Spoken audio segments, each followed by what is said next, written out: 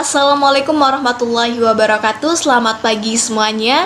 Yang terhormat Pak Nafi sebagai dosen pengampu PAI dalam kesempatan kali ini, dan teman-teman yang saya banggakan. Oke, terima kasih. Dalam kesempatan kali ini kami dari kelompok 10 ingin membawakan materi tentang hak asasi manusia, demokrasi, prinsip Islam dalam bernegara. Sebelumnya, perkenalkan, nama saya Ratu Firdaus sebagai moderator dalam kelompok ini, dan saya akan mengenalkan beberapa anggota dari kelompok 10. Yang pertama ada Hana Walidatun, yang kedua ada Rosida, yang ketiga ada Uswatun Hasanah, dan yang keempat ada Dinda Safitri Atahiro, lalu yang kelima ada Muhammad Irfan, dan yang terakhir ada Fathul Halimah. Terima kasih. Di sini saya akan menjelaskan tentang hak asasi manusia. Adapun sejarah singkat hak asasi manusia. Istilah hak asasi manusia baru muncul setelah Revolusi Perancis, di mana para tokoh berjuis berkoalisi dengan tokoh-tokoh gereja untuk merampas hak-hak rakyat yang telah mereka miliki sejak lahir. Akibat dari penindasan panjang yang dialami masyarakat Eropa dari kedua kaum ini, muncullah perlawanan rakyat dan yang akhirnya berhasil memaksa para raja mengakui aturan tentang hak asasi manusia. Lalu adapun konsep tentang hak asasi manusia. Hak asasi manusia sendiri menurut Undang-Undang Nomor 39 Tahun 1999 adalah seperangkat hak yang melekat pada hakikat manusia sebagai makhluk Tuhan yang Maha Esa, dan merupakan anugerahnya yang wajib dihormati, dijunjung tinggi, dan dilindungi oleh negara maupun hukum ataupun pemerintah dan setiap orang demi kehormatan serta perlindungan harkat dan martabat manusia. Terima kasih. Selanjutnya, terkait dengan hak asasi manusia menurut konsep dalam Islam. Hak asasi manusia menurut konsep dalam Islam itu merujuk pada ajaran Allah dan perbuatan Nabi Muhammad jauh sebelum lahirnya piagam-piagam hak asasi manusia di barat itu ada. Sedangkan pada tahun 622 Masehi, Nabi Muhammad membuat Piagam Madinah yang merupakan konstitusi yang menjunjung hak asasi manusia. Dan pada abad ke-16, Islam telah mendeklarasikan bahwa masyarakat memiliki kedudukan dan martabat yang sama. Dan di dalam Al-Quran, banyak dari ayat-ayat Al-Quran yang mengajarkan prinsip-prinsip dasar terkait dengan hak asasi manusia. Lebih dari 10 ayat yang bicara mengenai larangan memaksa, menjamin kebebasan berpikir, berkeyakinan, dan mengutarakan aspirasi. Jadi, hak asasi manusia menurut konsep Islam itu sifatnya teosentris atau hanya berpusat kepada Allah, atau dengan kata lain, sejatinya berasal dari Allah, seperti apa yang dijelaskan di dalam Al-Quran, sehingga ukuran kebenaran yang harus dilakukan oleh manusia terkait dengan hak asasi manusia itu harus berdasarkan apa yang telah diajarkan oleh Al-Quran dan dipolakan atau dilakukan oleh Rasulullah.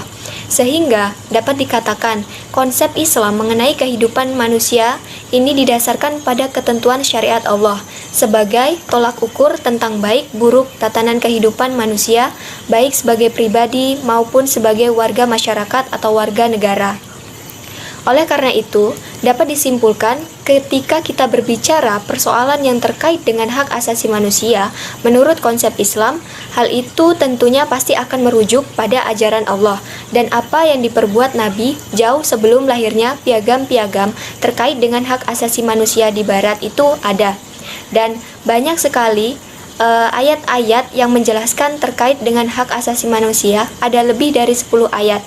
Contohnya seperti Quran Surat At-Taubah ayat 6 yang menjelaskan hak kehormatan pribadi, Quran Surat Al-Isra ayat 33 yang menjelaskan tentang hak hidup, Quran Surat Al-Kafirun ayat 1-6 yang menjelaskan tentang kebebasan beragama, serta Quran Surat An-Nisa ayat 4 yang menjelaskan tentang hak berkeluarga, dan masih banyak lagi.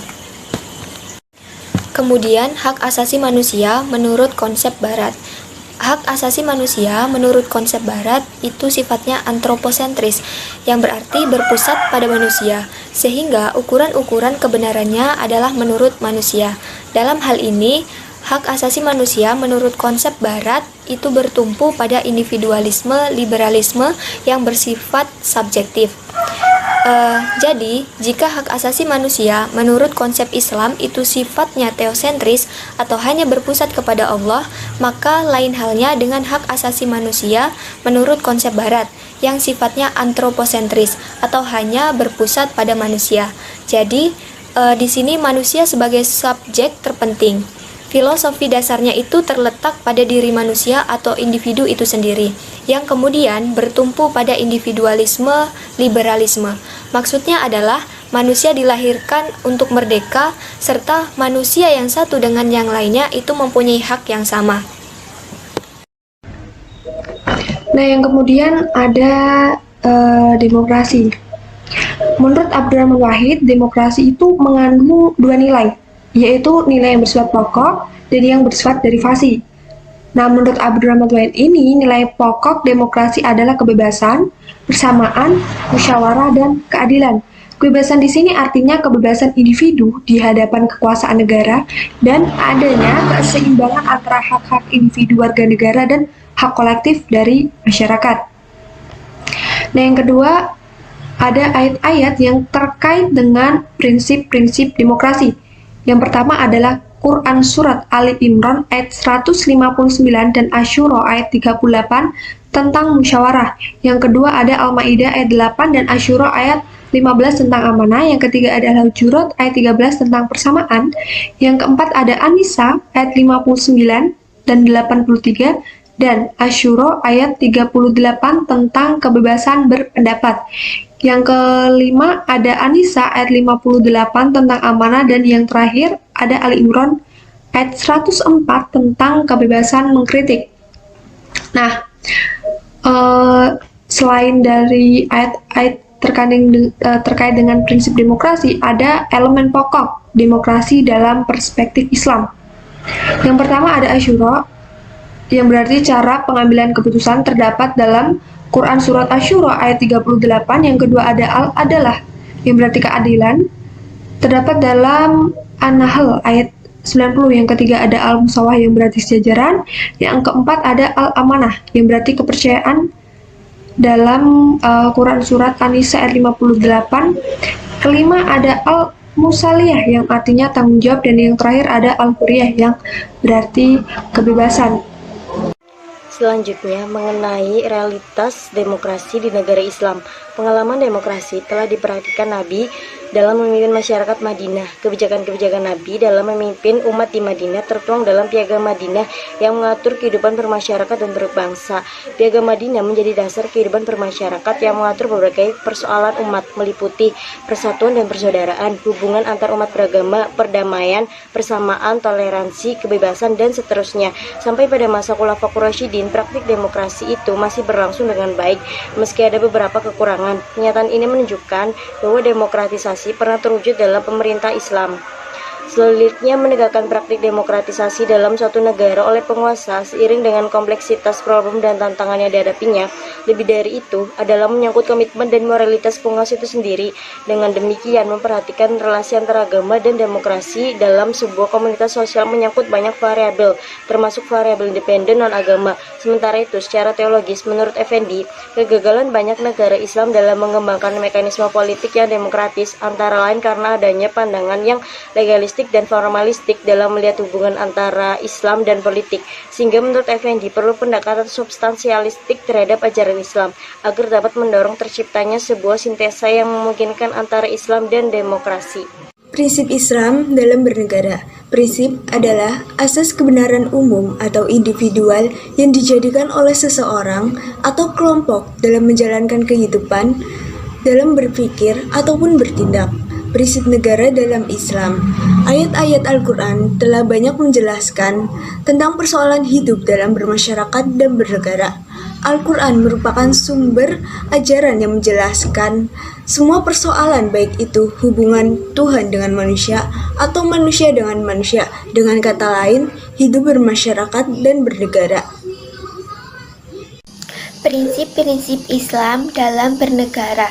Dari penelitian Tahir Azhari ditemukan 9 prinsip negara hukum menurut Al-Quran dan Sunnah Rasulullah. Yang pertama, prinsip kekuasaan sebagai amanah. Perkataan amanah tercantum dalam Al-Quran surat An-Nisa ayat 58 yang diterjemahkan sebagai berikut.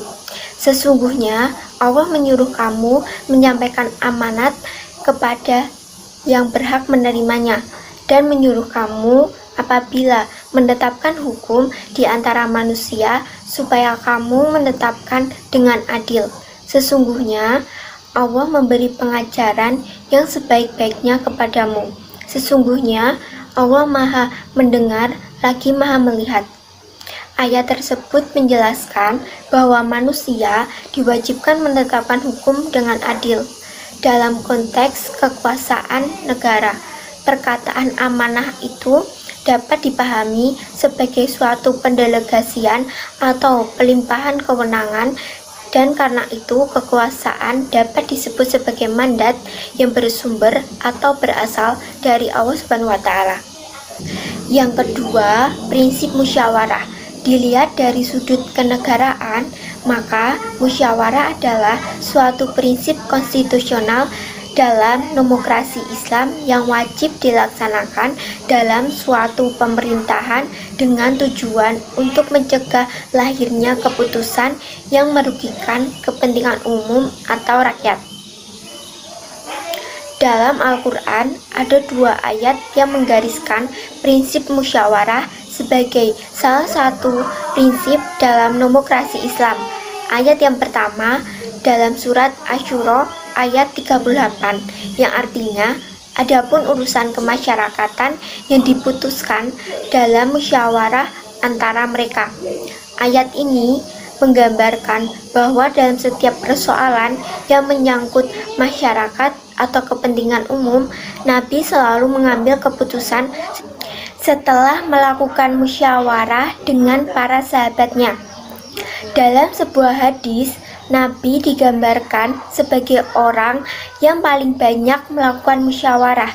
Beliau melakukan hal ini karena prinsip musyawarah adalah suatu perintah dari Allah sebagaimana digariskan dalam ayat yang kedua yang dengan tegas menyebutkan perintah itu dalam Al-Quran surat Ali Imran ayat 159.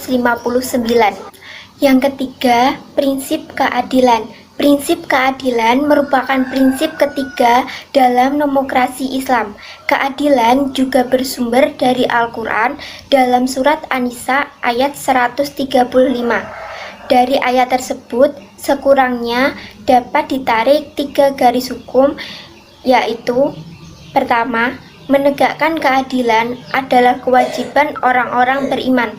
Kedua, setiap mukmin apabila menjadi saksi, ia diwajibkan menjadi saksi karena Allah dengan sejujur-jujurnya dan adil.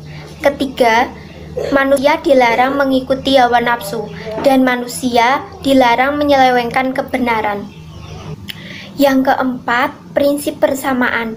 Prinsip persamaan dalam Islam dapat dipahami antara lain dari Al-Quran surat Al-Hujurat ayat 13. Prinsip persamaan dalam demokrasi Islam mengandung aspek yang luas, mencakup persamaan dalam segala bidang kehidupan.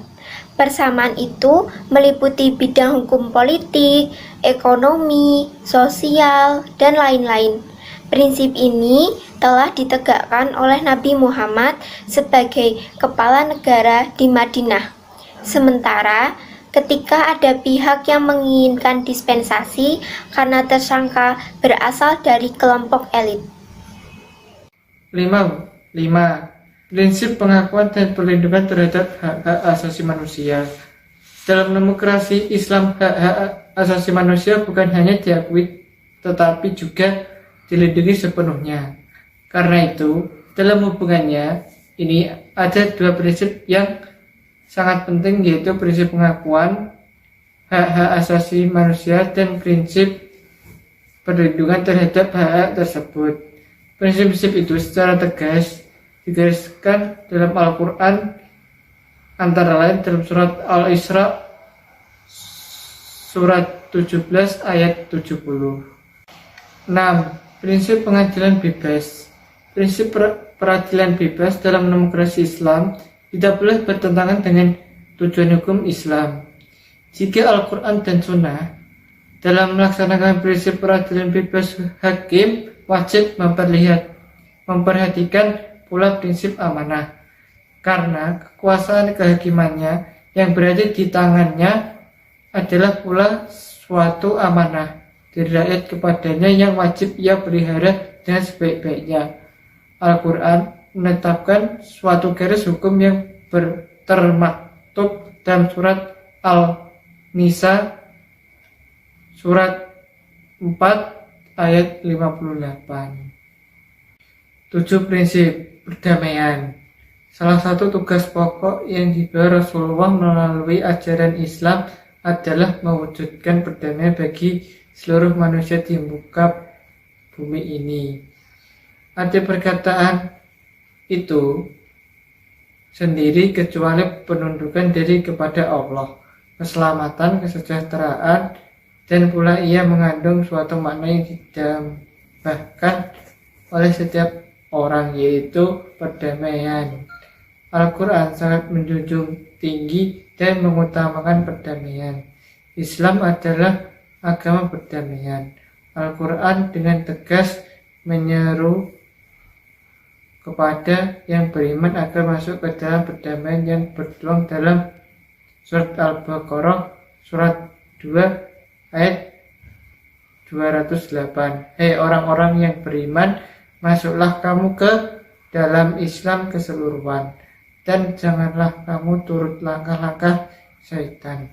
Sesungguhnya syaitan itu musuh yang nyata bagimu. 8. Prinsip kesejahteraan.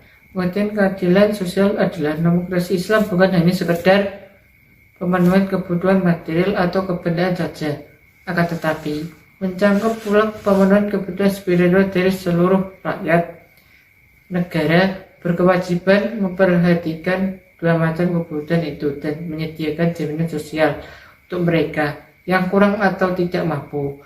Al-Quran telah menetapkan sejumlah sumber-sumber dana untuk jaminan sosial bagi anggota masyarakat dengan berpedoman pada prinsip keadilan sosial dan keadilan ekonomi. Sumber-sumber dana tersebut 10 antara lain adalah zakat, infak, sedekah, hibah, dan wakaf, dengan tidak menutupi kemungkinan bagi pendapatan negara yang bersumber-sumber lain seperti pajak, biaya, dan lain-lain. 9. Prinsip ketaatan rakyat. Hubungan antara pemerintah dan rakyat. Al-Quran telah menetapkan suatu prinsip yang dapat dinamakan sebagai prinsip ketaatan rakyat. Prinsip itu ditegaskan di dalam surat Al-Nisa surat 4 ayat 59 yang berbunyi, Hai orang-orang yang beriman, taatilah Allah dan taatilah Rasul-Nya, dan nulil amri di antara kamu. Kemudian jika kamu berlainan pendapat tentang sesuatu, maka kembalikanlah ia kepada Allah atau Al-Quran dan Rasulullah atau sunnahnya. Jika kamu benar-benar beriman kepada Allah dan hari kemudian, yang demikian itu lebih utama atau bagimu dan lebih baik akibatnya. Dalam demokrasi Islam, penguasa atau pemerintah wajib mendahulukan kepentingan rakyat ketimbang kepentingan pribadi atau kepentingan sendiri.